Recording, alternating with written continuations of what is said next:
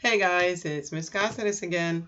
So, what do we do every day when we start class? That's right, we work on our heading. We go to the top part of our notebooks, binders, block paper, or even if you're using a Word document, you're being more digital.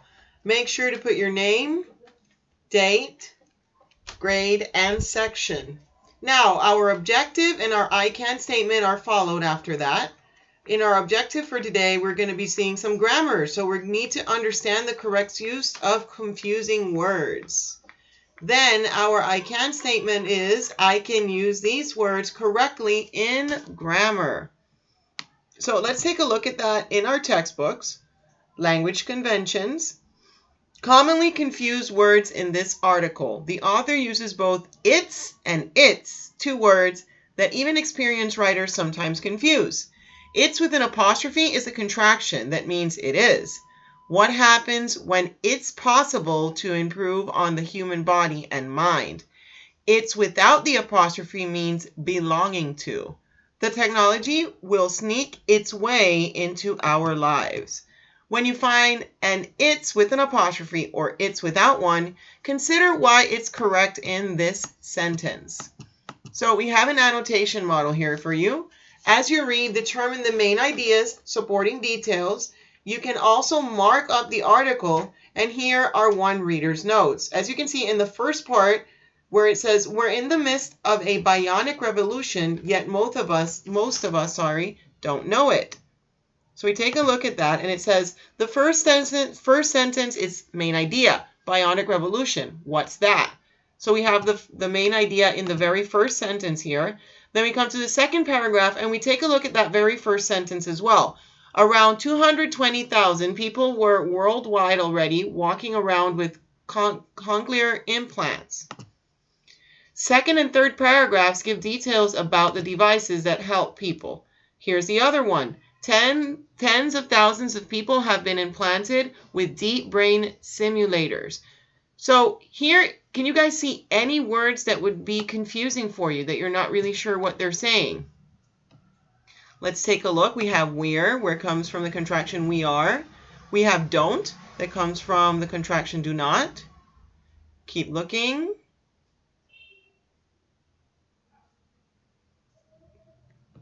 So we don't see any here. I prepared a small presentation on commonly confused words for everyone. If you guys want to take notes on this, remember you can always pause or rewind in case you feel like you want to have something in your notebooks about it. So commonly confused words. You have there, and there. I know they don't sound very different, but there actually is the only one that's kind of pronounced a little differently, but the other two can be confusing. There is a contraction of they are. For example, they are going to the mall today, or they are going to the mall today. There is a place or position. We're going over there. There are 3 feet in a yard, and then there belonging to them. The students like their teacher. Are and our. Are is a form of the verb be. We are going to win the game tonight. Our is belonging to us. So it demonstrates something that, belongs to somebody. This is our classroom. It demonstrates ownership. That's what I was trying to say. Sorry about that. And here's the one we just talked about in the example from the language conventions in the textbook. It's without the apostrophe belonging to it. The dog chased its tail. It's with apostrophe is a contraction of it is. It's going to be a long day. Lose and loose. Loose and lose. I know that doesn't sound very different, but there is a small pronunciation difference there. Loose is not tight. The child's tooth was loose. Lose. Misplace, opposite of win. I hope I do not lose my keys again. If I don't run fast, I will lose the race. So loose, lose. Than and then. Than comes from besides or used to compare.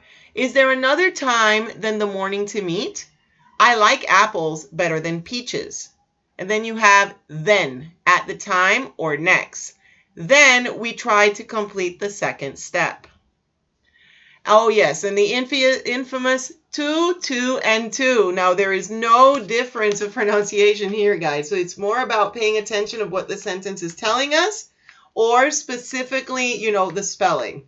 So you have to, which is T-O, toward. We walked to the store.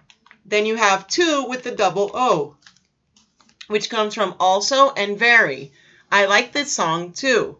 This perfume is too strong for me. And then we have 2 with TWO, which is the number following 1. The umpire called strike 2. Whose and whose. Whose is the contraction of who is. Who's talking while I'm trying to teach? And then you have whose, which is belonging to who. Again, ownership. Whose car is parked in my space? Then you have your and your. Well, I would pronounce it your and then your. So that might help a little bit. Your, contraction of you are. You're going to go home after school. And then you have your, belonging to you. Make sure that you put your name on your homework. Sounds familiar? Ms. Cáceres, every day reminding you of your heading. And then there are others. Herd versus herd. Herd without the A is a group of animals that travel together. And then herd with the A comes from hear. Heard is the past tense of hear. For example, I can hear now, but I've never heard about it before. Which versus which. Which is W-H-I-C-H, is used in a question form. Which boat is that? Which way are we going?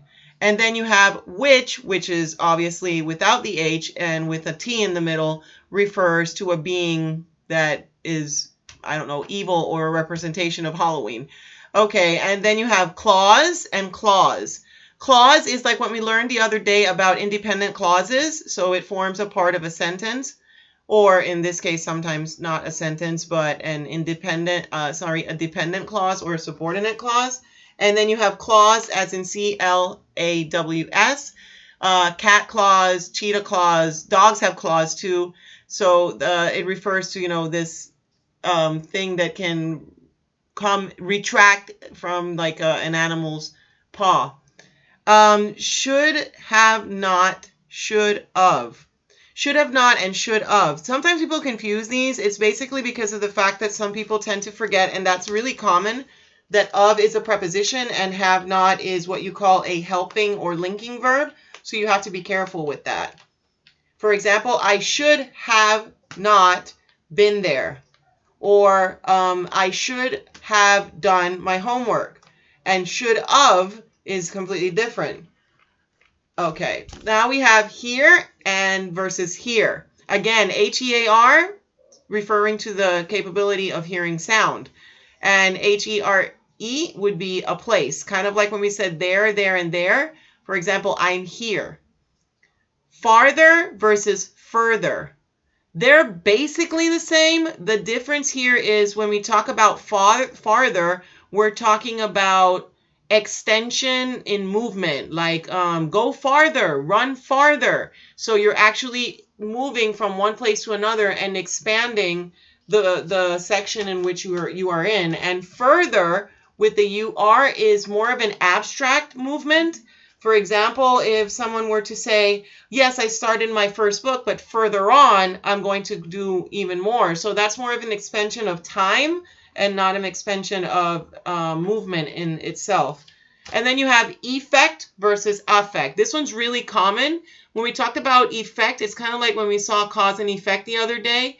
It's the result of something, right? And then the effect is how that person or how, well, not necessarily a person, it can be a subject or can be an issue, and how the result of that changes somebody or something. All right, guys, I hope this helped you guys out a little bit. That's it for me today. Have a great day, and I'll see you next time. Bye.